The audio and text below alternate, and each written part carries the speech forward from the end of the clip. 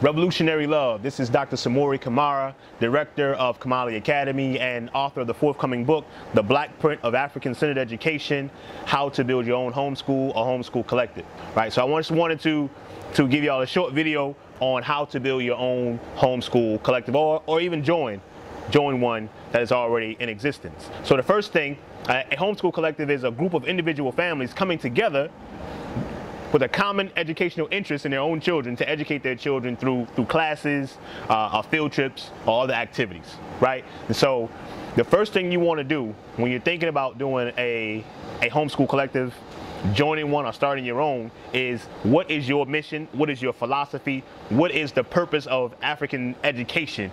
You have to understand that first and foremost. For me, of course, it is education for liberation. It is that we must teach our children from an African-centered perspective. So many of the homeschool cooperatives that I have noticed actually have been religious-based, right? So if that's not your cup of tea, then you got to keep it moving. Right, we need to have that African-centered education, and if the folks that you're trying to get with are not doing that, then things are going to clash. Absolutely, right? So once you have your philosophy or your mission, you might want to even make a parent packet that potential families who are coming into your cooperative have to read, have to understand, have to sign, because you want to make sure that you're getting the right kind of people, you know, around your children in your cooperative. You want to make sure that their values are the same, their ideas about African liberation are the same, because sometimes I've seen people, you know, some of the folks, they want their children to be great workers for other people, and then you have another group of folks who want their children to be liberators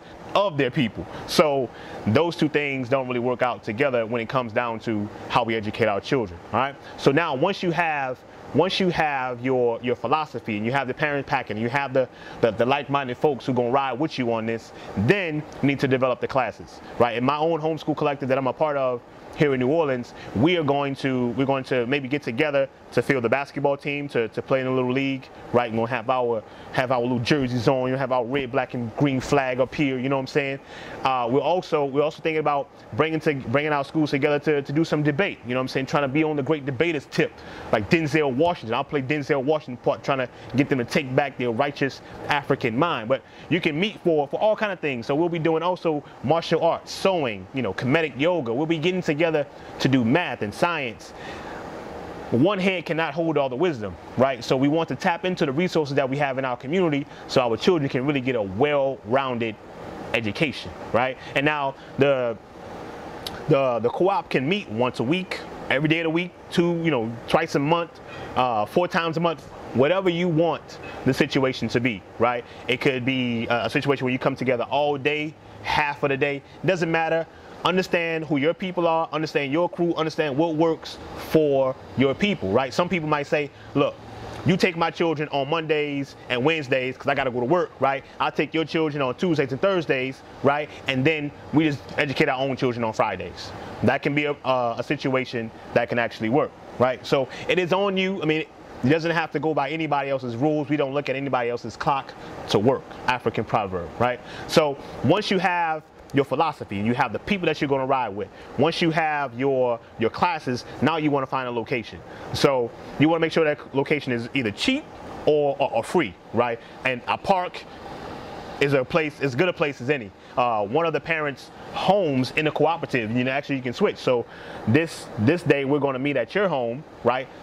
Next week, we're going to meet at your home. So it can be somebody's home, it can be a library, it can be a park, somewhere where you guys can get together and teach your children, right? Now, once you have, again, your philosophy, you have your classes, you have the people that are going to be a part of your homeschool, right? And you have the location. Now, really, it's time to get started. You know what I mean? Talking about fire does not boil the pot.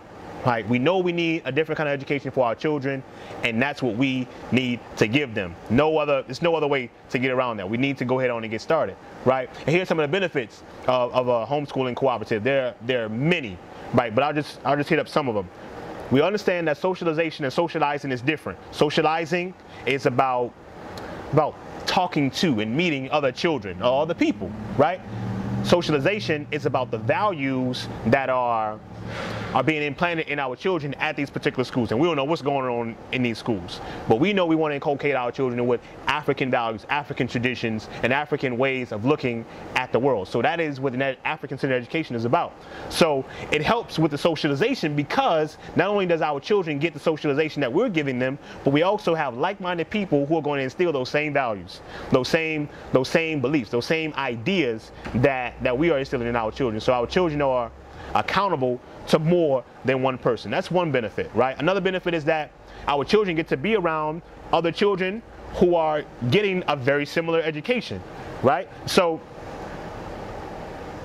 and it helps us as well as parents, because now we get to see and we get to interact with other families who are doing a very similar thing. So we don't seem like we're crazy because our mama don't understand, the grandparents don't understand, my cousin says I'm crazy because I'm ruining my children but not putting them in a public food system, right? So we get encouragement because we know that we're not alone.